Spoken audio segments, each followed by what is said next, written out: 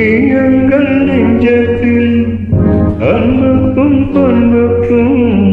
நீ அந்த சொர்க்கத்தில் மன்னவன் காவிய நாயகனே என்னுயிர் தேசத்து காவலனே